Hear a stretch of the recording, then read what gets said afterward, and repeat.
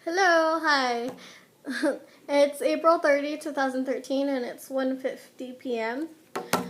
Para itong video to para sa mga Pinay at Pinoy na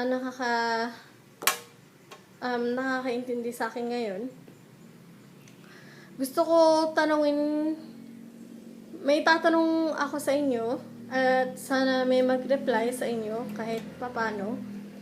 Ang tanong ko is ang tanong ko ito para sa mga Pilipino na pinaanak dito sa Pilipinas at nakatira pa dito sa Pilipinas. Ano yung mga in-experience nyo dito? Ano yung mga hardships nyo? Ano yung mga ano yung mga in-experience nyo dito? Basta ganun. Gusto ko marinig yung mga sagot nyo. Kaya tinatanong ko to. Ito naman yung isang tanong ko ngayon para sa mga Filipino na nandun sa abroad, na lumaki dun sa abroad, pero nagbabakasyon pa rin dito, mga 1 week, 2 weeks, 1 month, 2 months, ganun. Anong mga in-experience nyo dito habang nagbabakasyon? Ano yung mga experience nyo? Ano yung mga discoveries nyo? Ano yung mga napapansin mo lang sa behavior ng mga kabataan na pinaanak dito tapos nakatira pa rin dito, tsaka yung mga kabataan na nakatira dito at pinaanak dito sa Pilipinas. Ang tanong ko din sa inyo, kung may nakita na kung may relatives kayo na lumaki dun sa abroad, tsaka tapos bumalik dito para magbakasyon, anong mga napansin mong behavior nila, napansin mong nakakaiba na hindi ka sanay? Ano bang gusto ko marinig yung sagot nyo?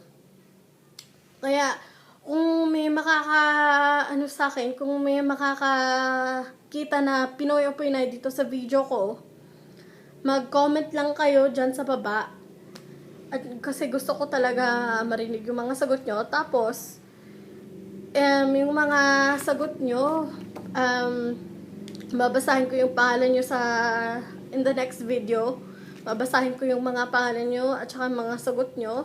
So, may mga comment din ako para sa inyo. Kaya sana may sumagot dito sa tanong ko na mga Pinoy at Pinay doon sa abroad, mga Pinoy at Pinay na nandito sa Pilipinas mismo, kung ano yung behavior na napapansin nyo sa isa't isa, kung ano yung experiences, yung mga hardships nyo, yung mga naiisip nyo, ganun. Gusto ko lang malaman kasi kakarating ko lang dito sa Pilipinas no August 2011. So, mga 1 year and a few months na ako nandito pa.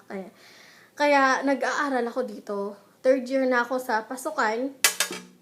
Kaya 1 more year na lang ako next year. At ako, madami din akong experiences, madami din akong hardships, madami din ako napapansin. Ako kasi lumaki ako dun sa abroad, dun sa California. Lumaki ako dun, tapos bumalik ako dito para mag-aral. Hindi naman na first time ko dito. Hindi naman yun. Kasi before, nung nandun pa ako sa abroad, umuwi ako dito every year para magbakasyon. Pero huminto yun nung high school na ako kasi kailangan ko talaga magpursige na mag-aral. Kaya, sana may sumagot dito at kung i-check ko tong mga comments ko.